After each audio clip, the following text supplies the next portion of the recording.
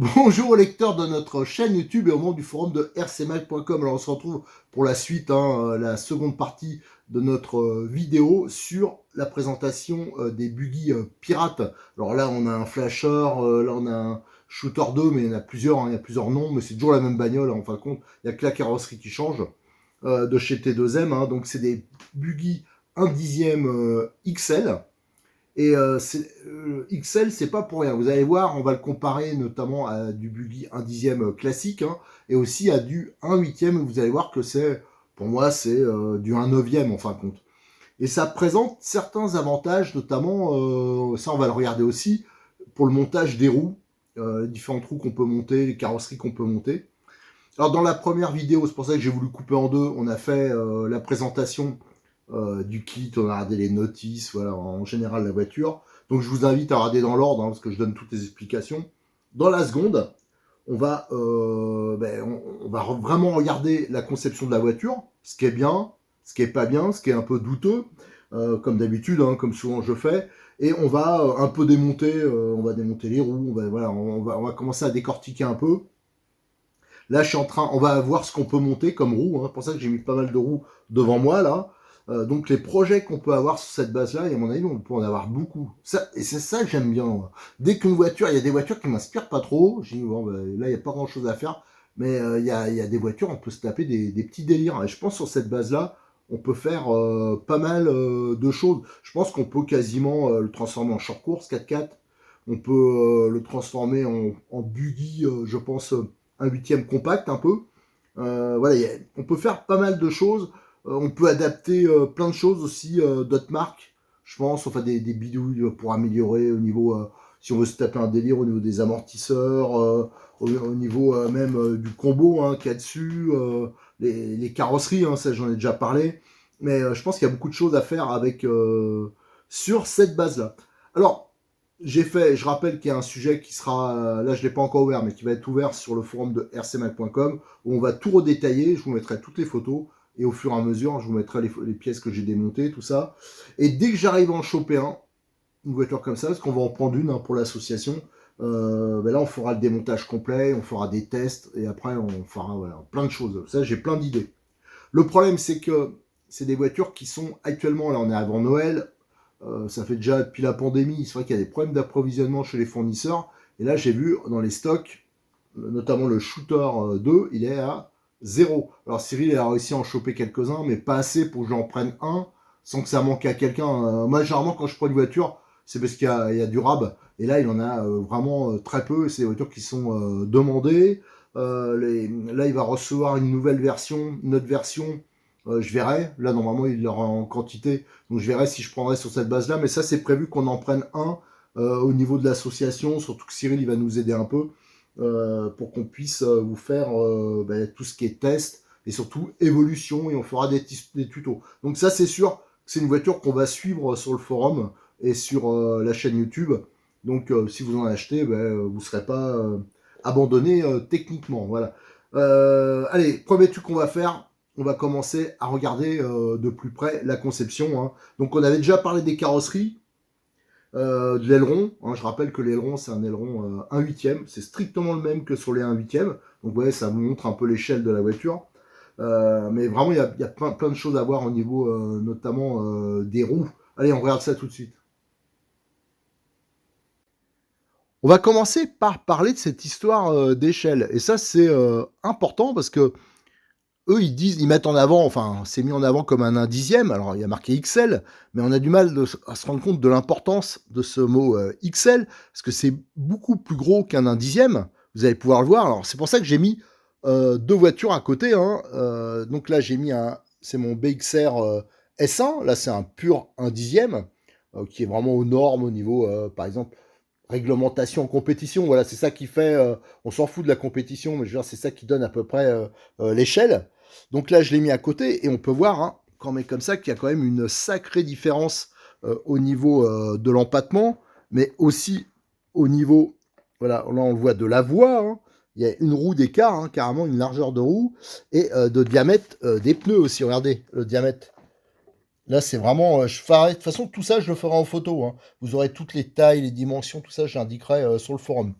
Donc voilà, ça, on voit quand même que c'est beaucoup plus gros et que un dixième. Voilà, surtout au niveau de la voie et de l'empattement. Et à côté, j'ai mis alors une des stars du TT 1 huitième, hein, c'est le MP9. Regardez, et on peut voir, hein, alors le diamètre des roues, c'est un peu plus petit, mais il n'y a pas une différence énorme, hein. Au niveau de l'empattement, on voit qu'il y a une différence, mais qui n'est pas énorme. Il y a 2 centimètres, j'ai mesuré. Donc là, l'empattement, il est à 30. Alors, toujours pareil, si je me réfère à l'échelle 1 huitième, ce qui définit un 1 huitième, souvent, c'est pareil, là, le règlement, c'est l'empattement, c'est entre 27 et 31, 32, je ne sais plus exactement. Là, l'empattement, il est à 30. Donc, vous voyez, ça rentre vraiment dans l'échelle au niveau des dimensions, hein, 1 huitième. Pareil, au niveau de la voie, là, je crois qu'on est à 30, si je me souviens bien. Là, c'est strictement la même chose. Regardez, si je mets la voiture dessus, regardez, la voie est strictement identique. C'est même peut-être un poil plus large. Alors, c'est pour ça que moi, j'appelle ça un 1 neuvième, plutôt, hein, c'est ça qu'il faut mettre en avant. Ou carrément, moi, j'appellerais ça peut-être même un huitième, euh, comment dire, ultralight. Voilà, comme un peu la même famille que les BX8 SL de chez Hobbytech. Sauf qu'eux, ils ont mis plus en avant l'échelle 1 dixième. Mais ça, c'est hyper facile de transformer en buggy 1 huitième. On met des adaptateurs et hop, on met des roues de 1 huitième. C'est hyper facile de le transformer en short course. Enfin, il y a vraiment beaucoup de possibilités. Alors ça, c'est vraiment pour moi un des gros arguments de vente de cette voiture. C'est les possibilités d'évolution. Par contre, où on sera limité, où c'est dommage, c'est que devant, enfin au centre, c'est un arbre rigide. Voilà, il n'y a pas d'amortisseur de coupe, ça à la limite c'est pas plus mal, hein, pour les débutants parce que c'est plutôt une source d'emmerde, même si c'est censé protéger un peu la transmission. Par contre, il n'y a pas de troisième différentiel, ça c'est quand même dommage. Tiens, si un jour ils sortaient un shooter 3, mais alors là je rêve pas, hein, parce que chez eux, quand il y a une évolution, c'est la déco de la carrosserie. Mais ça serait avec un troisième différentiel. Là, avec un troisième différentiel, là c'est sûr que voilà, les possibilités d'évolution seraient encore plus nombreuses. Mais je pense que déjà, il faudra voir quand on démontera, on verra comment ils sont fait les couples, tout ça. Mais je pense que déjà il y a pas mal de possibilités. Allez, maintenant qu'on a parlé de la taille, et ça, je trouve que c'est, comme dit madame, c'est important. Et là, c'est... ouais, ouais, enfin voilà, pour moi, c'est un argument quand même qui est vraiment à mettre en avant. C'est que c'est pas un dixième, hein, pour moi, c'est un neuvième, voire quasiment un huitième, hein, surtout si on met des roues de buggy. Enfin voilà, il y aurait vraiment la possibilité de faire d'autres choses avec ça. Alors maintenant, on va regarder cette histoire de roues. Alors, les pneus d'origine, moi, je les trouve pas mal. Alors, c'est les mêmes à l'avant, à l'arrière. Et le profil, on le connaît bien, hein, parce qu'il y a la même chose, notamment sur les Apsima. Et ça sort de la même... c'est la même boîte, hein, qui fabrique pour toutes ces marques-là. Donc, le profil, il est connu. Tiens, regardez, c'est un peu ce genre-là aussi. Ça, c'est une roue Apsima. Alors, d'ailleurs, si vous voulez des roues pas chères, on les a testés, ceux-là. Ça vient de chez Cyril en un huitième et ils sont plutôt pas mal, je trouve, pour le prix. Et en plus, le look est assez sympa. Des jantes, ça change, hein, parce que c'est vrai que il y en a des fois, ils cherchent plutôt des jantes à bâton, tandis que les roues typées un peu compétition, comme on trouve en un huitième, c'est des voiles pleins et c'est vrai que c'est pas hyper joli. Mais si je mets à côté, donc là on voit que le pneu à huitième est quand même plus grand en diamètre, mais la différence n'est pas diabolique. Et au niveau largeur, c'est sensiblement, je me demande même si ceux-là, ouais, ils sont un peu plus larges. Si par contre, ici, j'ai des pneus 1 dixième classique, hein, tout à fait normal. Alors là, par contre, la différence, elle est quand même vraiment importante, que ce soit en largeur ou en diamètre. Alors voilà, c'est pour ça que je disais que c'était un 1 neuvième. Moi, pour moi, c'est un huitième et demi. Voilà, en gros, c'est ça. Donc, si jamais on voulait monter des roues type buggy 1 huitième, voilà, parce qu'on veut gagner un peu en garde au sol, on veut aussi au niveau budget, hein, parce que pour trouver des roues comme ça, de ce diamètre-là, on disait, mais ça va être compliqué, hein, parce que c'est vraiment pas standard. Donc si on voulait le monter, il y a ces petits moyeux. Ça, pareil, j'ai trouvé chez Cyril de Modis 34, ça existe en rouge, en bleu, tout ça. Et ça permet de monter. Je l'ai montré plein de fois, hein, je l'ai mis sur le Funtech, sur plein de voitures. Ça permet de monter des jantes en moyeu de 17 sur une voiture qui a des moyeux de 12. D'ailleurs, on vérifiera si c'est bien des moyeux de 12.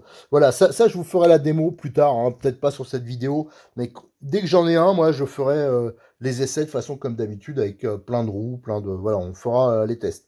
Ensuite, alors ça, c'est ce qui me paraît... parce que ça, je l'ai vu hein, sur ce type de voiture, je l'ai vu transformer, c'est le passage en pneus short course, si jamais on veut autre chose. Alors là, vous avez les pneus short course qui sont un poil plus grands en diamètre. En largeur, c'est pareil. Ils ont un déport qui est sensiblement la même chose. Et ça, le gros avantage, c'est que ça passe partout. Si on veut rouler sur le goudron, parce que là, si vous roulez sur le goudron avec cela, vous allez quand même assez rapidement raser les picots. Hein. Tandis que là, c'est des pneus qui sont vraiment pour un usage mixte. En plus, les short courses, ben, souvent, ils ont des jantes qui sont sympas. Euh, et il faudra juste changer le rapport pour l'adapter, hein, bien sûr, à la taille de la roue, mais ça montera sans problème. Ça c'est sûr que ça monte. Et ça, c'est une des possibilités, parce que c'est important quand on achète une voiture, de voir au niveau des pièces détachées, si c'est dispo, ça, il n'y a pas de problème. Ça, j'en ai déjà parlé dans la première vidéo, mais Cyril, il a créé une rubrique, il a déjà toutes les pièces. Hein. Mais aussi, quand les pneus ils sont usés, qu'est-ce qu'on peut mettre? Et là, on voit que bon, ben, on peut monter du short course et, sans problème. Donc en short course, vous avez cela. Ça, c'est de chez Hobbytech. Hein. Je les ai testés déjà, ils sont vraiment bien parce que pour un usage mix, ils s'usent pas déjà. Donc le côté économique, c'est important. Et ça marche partout. Là, on peut rouler sur le goudron, la terre, l'herbe, ça marchera partout. Ça, c'est la référence HT480. Et il y a ceux-là. Alors ceux-là, j'ai pas encore testé, mais j'avoue que j'aime bien les jantes. Ils ont des jantes qui sont vraiment jolies et le profil, il est aussi pas mal. Ça, faut vraiment qu'à l'occasion on essaye. Et ça, c'est chez Cyril, toujours pareil, c'est la référence M546. Voilà, tout ça, c'était pour vous montrer que sur cette base-là, on peut faire plein de choses. Voilà, ça c'est pour moi un point qui est vraiment important. Et maintenant, on va démonter la carrosserie et on va un peu regarder au niveau mécanique hein, s'il y a des trucs à signaler, s'il y a des choses qui paraissent bien, des trucs moins bien. Alors déjà, on va regarder l'impression au niveau de la suspension. Alors ça, on avait déjà un peu regardé, ça me paraissait pas mal. Mais vous voyez, à l'arrière, vous avez un débattement qui est correct. Par contre, ça me paraît... alors là, on chipote, hein, parce que sur les RTR, les réglages, ils sont jamais bons. C'est normal. On peut toujours améliorer. Mais là, en hydraulique, il faudrait mettre plus ferme. Mais par contre, il y a un bon débattement. Ça me semble pas mal. Alors faites attention. J'ai vu ça hier quand je faisais les photos. Les réglages, ici, ils sont alors complètement délirants. Un peu, par exemple, ici, il y a une cote de 4 mm. De l'autre côté, ça va être 7 mm. Alors bien sûr, il faut vraiment que la cote ici soit identique des deux côtés. Hein. Faites attention ici parce que là d'origine sur les deux voitures que j'ai enlevé la carrosserie, les réglages sont absolument pas bons. Hein. Donc ça c'est à vérifier, mais ça je rappelle hein, sur les RTR c'est souvent le cas. Tiens, je regarde un truc là, regardez, je viens de le voir là. Ici là, on voit au fond les cales. Les cales de triangle sont en aluminium, du moins les avants. Regardez ici. Voilà, ça c'est plutôt pas mal. Ça maintient bien sûr les axes de triangle. Donc les deux cales avant, elles sont en aluminium. Et les cales arrière, on voit, là ça ressemble beaucoup à ce qu'il y a en un huitième aussi. C'est des cales en plastique. Voilà, on le voit là aussi. Donc l'arrière, c'était bien. Je reprends pour l'avant. Pour l'avant, c'est bien. Alors en sachant que là, bien sûr, c'est pas bien réglé. Hein, ça faudra le faire. Par contre, ça manque un tout petit peu, je pense que ça manque de garde au sol devant. C'est sûrement bridé par l'ancrage. Alors, on voit qu'il y a un point d'ancrage ici, donc ça permettrait de gagner un peu de garde au sol. Il y a des points d'ancrage ici aussi, des points de réglage. Alors ça, c'est pas mal, il y a pas mal de points de réglage. Donc ça, je pense qu'il faudrait retravailler pour augmenter, avoir une garde au sol qui soit au moins identique à l'arrière. Hein. Surtout que l'angle, voilà, on voit l'angle des cardans, il est vraiment faible. Donc on peut vraiment beaucoup, beaucoup gagner en garde au sol. Donc ça, c'est plutôt des problèmes de réglage. Au niveau conception, donc on a un double renvoi. Alors ça, je sais tout de suite, je ferai la même modif que sur le XTS. Hein, donc avec les vis sans tête et les petits knee-stop. Ça, c'est sûr que je le ferai. On voit donc les renvois de direction avec la barre en aluminium ici. Donc c'est une barre qui est pliée. Ah ouais, tiens, c'est une pièce qui est assez... pas sophistiqué, mais c'est un peu recherché. Donc, il faudra voir ça. Donc, on a des pas inversés partout. Ici, on voit qu'il y a des rotules. Ça, c'est pour d'éventuelles barres anti-roulis. Ça, je ne sais pas si l'option existe. Et là, on voit les fixations pour une barre anti-roulis. Bon, à voir. Donc, je rappelle ici, il y a 3 points d'ancrage sur le support d'amortisseur. Et apparemment, il y a 3 possibilités aussi. Au niveau du triangle, on voit sur les biellettes de suspension ici, il y en a au moins 2. Il y en a aussi côté cellule, ça c'est pour les réglages de géométrie. Le moteur, alors le moteur, bon le câblage c'est à peu près pas. Et regardez, ça c'est sympa. Regardez pour passer le câble ici, il y a une petite fixation là. Là c'est tenu par un collier. Et on a le contrôleur ici, là aussi ça tient. Ça c'est vraiment le même système que sur le XTS. Alors c'est un interrupteur qui est pas étanche. De toute façon le contrôleur là, de la façon qu'il est mis, tiens, il faudra regarder la batterie, j'ai l'impression, ouais, elle est sur une IMH, c'est normal, il y a une IMH de livret. Si vous prenez avec un lipo, pensez bien sûr à bouger le petit pontet, hein. C'est bien indiqué là. Il y a une position pour lipo, une position pour NIMH. Donc là, c'est sûr que s'il y a des projections, roulez pas dans la merdasse, quoi. Parce que là, c'est sûr que ça va s'accumuler dedans. C'est pas fait pour ça. De toute façon, là, je pense qu'il y a donc le contrôleur. En dessous, il y a le récepteur. Ici, on voit, il y a le moteur qui est fixé sur le palier en plastique. Alors, j'ai l'impression que, est-ce que c'est des trous? Ah non, là, il faut faire le réglage. Ouais, voilà, ça, on regardera. Mais le palier en plastique, c'est vrai qu'il y aurait eu un petit palier en alu en option. Ça aurait été tip-top. Et on voit un pignon qui me semble un peu particulier parce qu'il a un... Oh, c'est pas sûr qu'on puisse pas monter un pignon classique. Mais on voit que c'est du module, c'est du 32, ça. Et on voit le pignon, il est un peu déporté. Et c'est sûr que ça, c'est un peu exposé par rapport à d'autres voitures. Mais si vous prenez, par exemple, tiens, je vais sortir, hop, il était à côté, comme j'ai fait le comparatif tout à l'heure. Je vais enlever la carrosserie. Ici, vous avez, c'est le même module d'ailleurs, vous avez mon BXR qui a beaucoup roulé. La couronne est en plastique. Le pignon est à l'air libre, hein. Et vous voyez que la couronne, elle est en parfait état. Alors c'est sûr que je roule pas n'importe où non plus, hein, où il y a des graviers, des choses comme ça, c'est un peu plus risqué. Mais vous voyez que ça pose pas de problème particulier.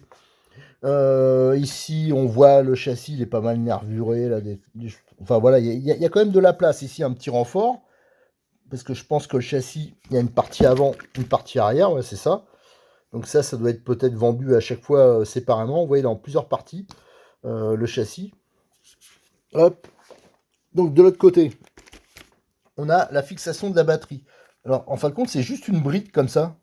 Donc il suffit de retirer les clips, même un seul clip, je pense, et on peut retirer la batterie. Bon, à voir. Le cerveau le cerveau de direction, il est donc couché. Alors par contre, il y a un truc qui me plaît pas. Ça, c'est sûr, c'est l'angle. Vous voyez, l'angle ici, je pense que... Ouais, en plus, ça vient buter là. Alors bon, c'est dans la... Là, on braque déjà pas mal, hein. Mais ça faudra vraiment faire attention au réglage de fin de course. Alors tiens, par contre, il y a un truc qui est bien, c'est qu'il y a un pas inversé ici. Alors quand je vois qu'il y a des voitures de course qui n'ont même pas le pas inversé, là, ils ont mis un pas inversé pour le réglage, là. Mais le cerveau, c'est sûr quand il y a un angle comme ça, c'est pas l'idéal, c'est quand ça tire droit. Alors tout de suite me vient l'idée, quand j'aurai le note là pour l'assaut, premier truc que je vais faire, je vais mettre un S12. C'est des cerveaux bas, comme ça décalera tout, et je pense que la direction on pourra la mettre droit. Alors c'est pas dramatique, mais ça me plaît pas. Voilà, quand c'est de travers, on mettra un palonnier alu aussi.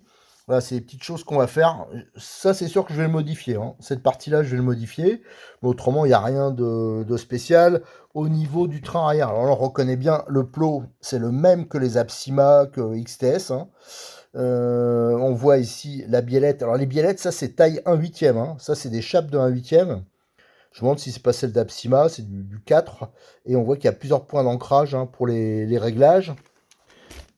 Le support d'aileron.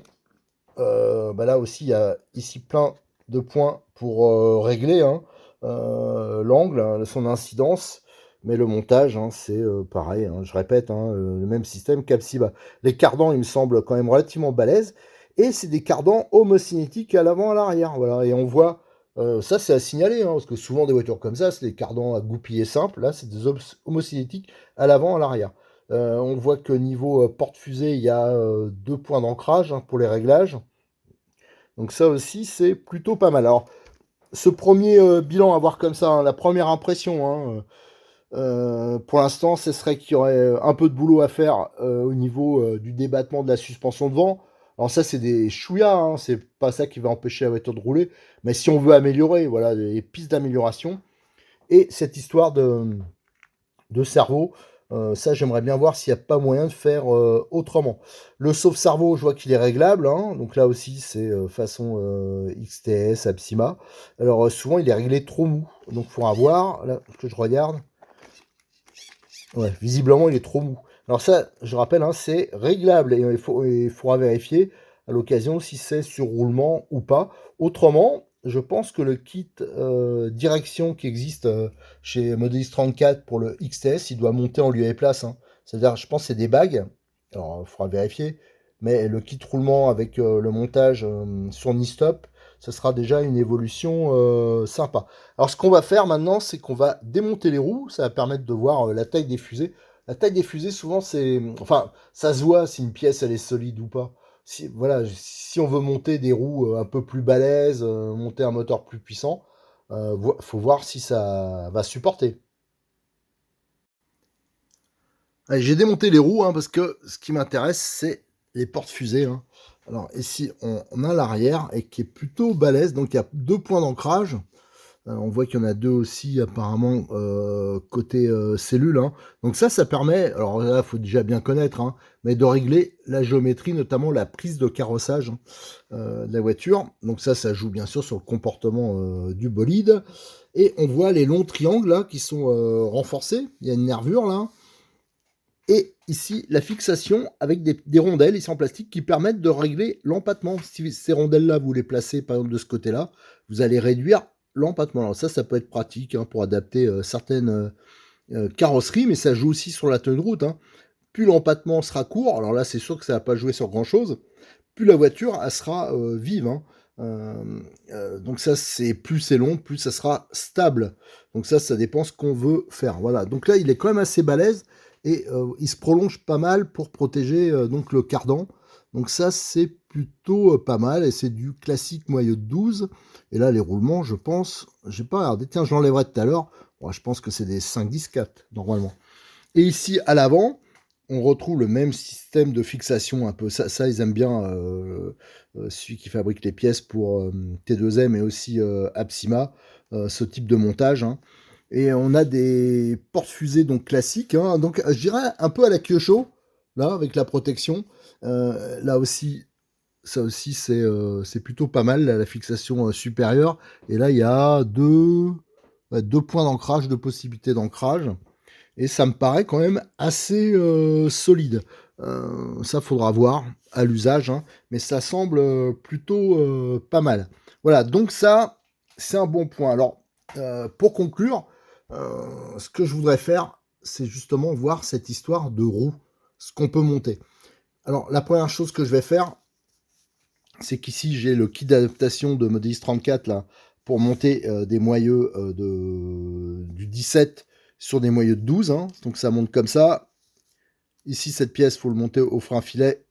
Ça monte là-dessus. Et après, vous avez l'écrou. On peut monter l'ensemble. Tiens, ben là, voilà. Bon, bah, de toute façon, il aurait fallu... j'ai pas la... j'ai qu'une main libre pour serrer, mais ce que je vais faire, je vais le reposer, je vais monter la roue et après, je viens vous montrer ça.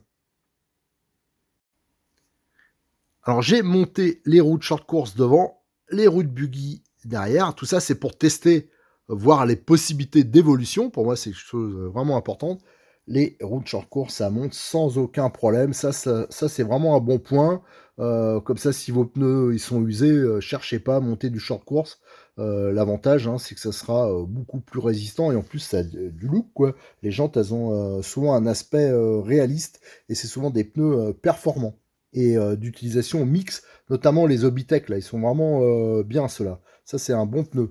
Bon rapport qualité-prix. Et à l'arrière, j'ai monté donc les roues 1/8 avec les moyeux adaptateurs et ça monte nickel. Et en plus, ça modifie pas la voie. Donc ça, c'est important. Et là, si on le montait comme ça avec 4 pneus 1/8 comme ça, vu qu'on a déjà l'aileron 1/8, une carrosserie qui a déjà Je vous dis, hein, elle ressemble beaucoup, hop, je la reprends, la carrosserie, mais notamment celle-ci.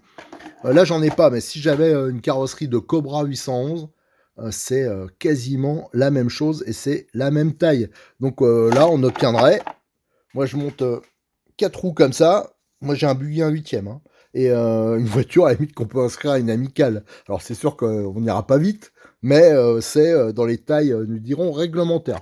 Voilà, donc ça c'est plutôt pas mal. Donc les roues 1/8 montent facilement grâce au moyeu, hein, je vous ai indiqué la référence tout à l'heure. Donc ça existe en rouge, en bleu, enfin il y a plein de couleurs. Cyril il a. Alors le seul truc qu'il faut monter ici, l'écrou là, faut le monter au frein filet, l'adaptateur central. Mais en tout cas, ça monte. Alors maintenant, on va pouvoir faire une petite conclusion. J'ai vu à peu près ce que je voulais. Alors dès que moi j'aurai la voiture, on décortiquera un peu, on ira voir un peu le différentiel, des choses comme ça. On commencera à faire nos petites modifs, notamment là au niveau de la platine, de la direction. Voilà. Ça c'est une voiture, vous allez la retrouver régulièrement sur le forum, mais aussi sur nos vidéos. On l'aura lors des journées RC Bag, hein. Je rappelle que tous les troisièmes samedis du mois, avec le domaine Bois de Rose, on organise des journées RC Mag. Ça veut dire on amène un peu toutes les voitures qu'on a. C'est-à-dire que si vous avez envie de les tester, on s'échange les voitures, hein. C'est un truc que je voulais faire depuis longtemps et que je trouve ça hyper sympa dans le principe. Donc voilà, j'espère l'avoir rapidement. Si je pouvais l'avoir avant Noël, ça serait tip top. Et aussitôt, hein, j'entamerai, on fera un essai de boîte et après on entamerait toutes les petites modifs. Je vois plein de choses qui me à faire et qui sont simples. Voilà, c'est ça. Souvent, il y a des voitures, par exemple, de la même marque, hein, je vais en reparler, mais parce que j'insiste dessus, on m'en a encore posé la question. Mais ils ont la voiture, c'est le Rush, là, enfin toutes les versions thermiques qui sont un peu sur une base qui ressemble un peu à ça. Autant cela, j'ai dit d'entrée, non, bah ça c'est pas la peine. Autant celui-là, je pense qu'il y a, à moins qu'il y ait un vice caché, mais je pense pas. Moi, je l'ai vu rouler. J'en ai un peu bricolé. J'en ai vu rouler quand même dans des configurations assez lourdes et les gens n'avaient pas de problème. Donc, je pense qu'il n'y aurait pas de souci. Donc, je pense que c'est un bon investissement de Noël pour quelqu'un qui a envie un tout petit peu de bricoler et qui a envie d'évoluer. Ça veut dire, on prend une voiture, ça vaut 200 euros, hein, et on prend une voiture et en sachant qu'on peut la faire évoluer, qu'on peut faire, alors surtout au niveau de tenue de route, je pense, je parle des suspensions à l'avant, hein, du débattement, des choses comme ça. Il y a pas mal de choses qu'on peut faire pour déjà améliorer des trucs pas chers qui permettent d'améliorer la tenue de route, les capacités de franchissement, parce que là, par exemple, l'histoire de la garde au sol, c'est pas qu'elle est hyper basse, mais c'est un petit raté. Quoi, je veux dire, là, ils ont quand même ils auraient dû se dire, là, c'est quand même un peu bas, mais c'est pas grand chose, franchement. Malheureusement, je pense que la plupart des débutants, quand ils ont ça, ils vont pas modifier, donc ils vont rouler comme ça, mais ça, je vous montrerai comment faire. Enfin voilà, il y a beaucoup de possibilités. Alors, dès que je l'ai, on l'essaiera en configuration d'origine. J'avoue que ça m'embête d'abîmer les pneus d'origine, mais bon, on fera comme ça. Ensuite, on l'essaiera sûrement en configuration short course, en configuration buggy. Ensuite, on s'occupera sûrement de se lancer dans les modifications au niveau motorisation. On essaiera d'en tirer un maximum en mettant un combo connect. Ça j'insiste dessus, hein. Ça existe en brushless, mais je pense que c'est pas le bon plan. Il faut mieux mettre un combo par la suite, qu'on s'est fait la main, mais un combo vraiment adapté, style un connect 80 ampères, là, avec le petit moteur qui va bien en axe de 5. Je pense qu'après, il faudra bien sûr adapter, parce que là, il n'y aura pas la place de mettre le récepteur et le contrôleur. Donc, il faudra bien voir la place ici qui est disponible. Mais il y a sûrement possibilité de mettre le récepteur ailleurs, hein. On peut le mettre sur la platine. Enfin, voilà, on verra ça. Voilà, donc un bilan plutôt positif. J'avoue que je suis agréablement surpris, même s'il y a 2-3 petits trucs quand même qui montrent que ce type de voiture serait peut-être demandé du distributeur un petit essai, qui a un petit modèleux, hein, dans l'équipe qui teste un peu les voitures, qui leur dit bah tiens, il y a ça et ça qui va pas, mais qu'on peut améliorer surtout facilement, surtout quand c'est tout bête. Mais ça, c'est général à toutes les marques, hein. Je pense que c'est rarement essayé. Allez, je vous remercie. Donc, je vous donne rendez-vous, bien sûr, sur le forum, hein. Je mettrai toutes les photos. Dès que j'ai la voiture, je vous referai des vidéos, hein. Donc, on fera les tests. Et voilà, et si je vous dis, si vous êtes dans le Midi, vous passez dans le Midi, que vous avez envie de l'essayer, de la tester, ça sera bien sûr, possible et avec, plaisir. Allez, au revoir.